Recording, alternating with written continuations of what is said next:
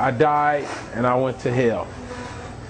I was in a car wreck and we flipped 17 times on I-5. And during the flipping of the truck, my right hand was broken off of me. And by my hand being broken off, I was tossed out the back window of the truck into a pond on the other side of the freeway where I drowned. After I was already up underneath the water, the driver of the car would wake up. But she would have a busted nose, the truck was all smashed up, and her 2-year-old son was right behind her in the back of the truck, who laid crying with his head busted. But when she looked over to see where I would be, all she saw was my right hand sitting there, and I was nowhere to be found. So when she jumped out of the truck and running around in the frantic looking for me, she just looked and she screamed. She was like, "Oh my God, where's Tyrone?" She was screaming, "Oh my God, oh my God." And all of a sudden, God is using this other guy to save me. He's using him to come from the Bay Area. And normally he takes Highway 101 to go to Oregon. God rerouted him up I-5. So he's now driving up I-5. We didn't flip from the southbound side to the northbound side. The accident is already over. So when he pulls up, he has to stop because it's in front of him.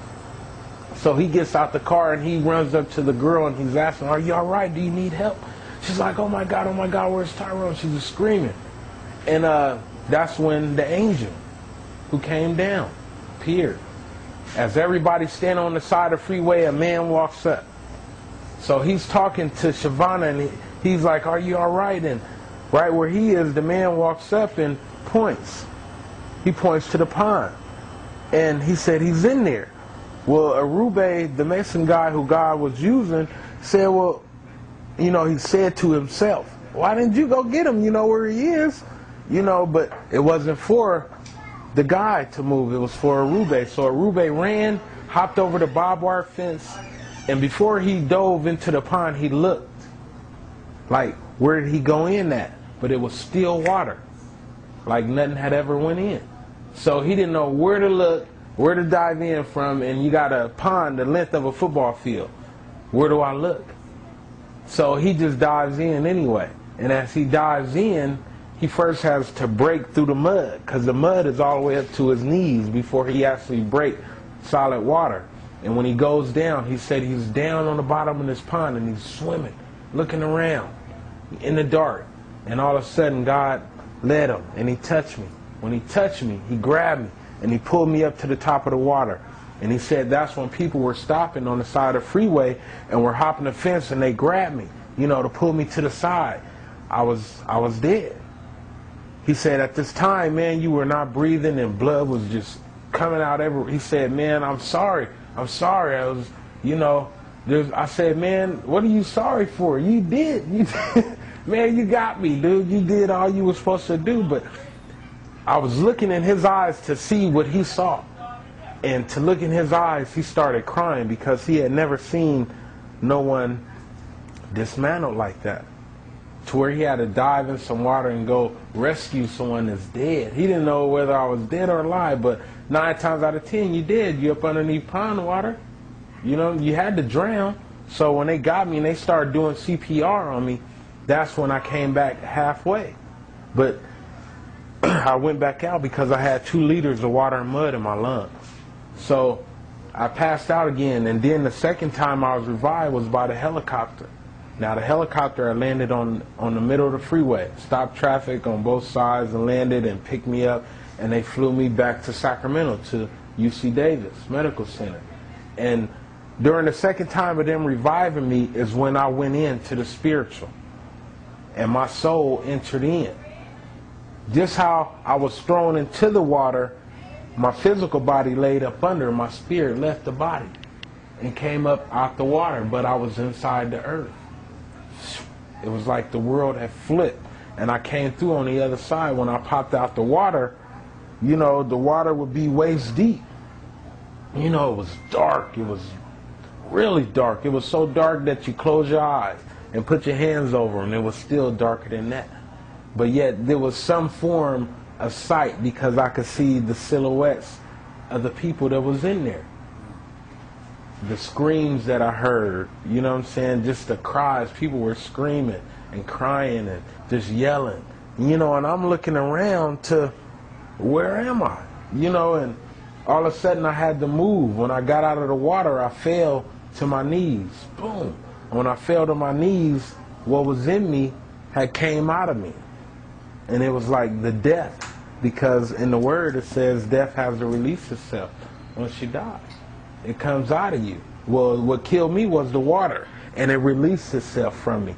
And as I got up, I noticed that my hand was gone. I noticed that my hand was gone. And it wasn't something that I paid attention to, because down there, you don't, the cares of this world. On here, I would be worried about my flesh. You know, it's my hand is hurting, but there is no type of thoughts like that. I seen that it was gone, but kept going. And when I looked up, I seen the people that were in the water that were coming out and moving and going towards.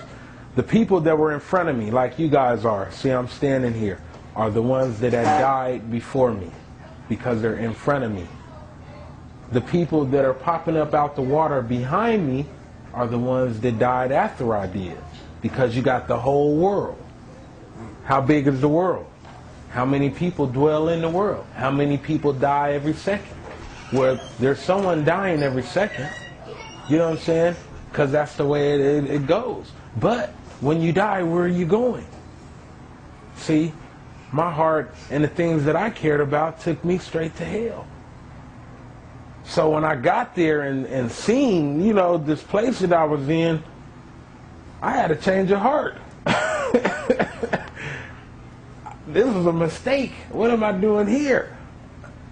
And, you know, just having that feeling come over, this is a mistake, Lord. You made a mistake. I ain't supposed to be down here. You know, Lord, I was a good person. You know, and I could think all the stuff that I did, but that wasn't what saves you. What saves you is to confess and to believe in Jesus Christ. That's what makes you saved, and to live according to what he has done. I was not living according to what he wrote. But yet I knew, you know what I'm saying? But yet my actions were different from what I knew. So my actions is the truth and what led me there. You know, and after I came out of this pit, it was a tunnel that everyone had to go to, and I came out of this tunnel. And there was a hole in the earth, like 40 feet deep. I was down. But right in front of me was what separated the rich man on one side and Lazarus on the other side. It was a fixed chasm. It was a separation. It was a bottomless pit. I had to come across on the edge of the earth. I was walking on the edge of the earth trying to cross this pit, because something, the will in me to live, was still yet raging. And even though I had one hand, I knew it was a way for me to get out. I just had that faith. But as I came across the edge of the earth, I slipped and I fell. And I caught myself and I hung there. Meantime, they got my body in ICU with the breathing machine coming and breathing for me, because I'm not in my body, but yet the door is open in case I come back. So the breathing machine is keeping it in a coma, you know what I'm saying, in case I come back. So while I'm standing there hanging over this pit, looking around and looking up and seeing where I want to be, seeing the top of the earth, the apartments, the balcony, seeing all of this, and the place where I desired to be in my heart, I had no strength. I had no strength. And that's when it happened. And as I laid there, as I stood there over that pit, it dropped on me. And when it hit me, I was light as a feather after that. The Spirit hit me. And I pulled myself back up on that ledge, and I climbed up out of that hole with one hand and climbed up out. And the second that I touched onto the top of the earth, I shot back to my body, and I pulled out of this coma. They got tubes in my body coming out the side, you know, where my lungs is. They're draining water and mud.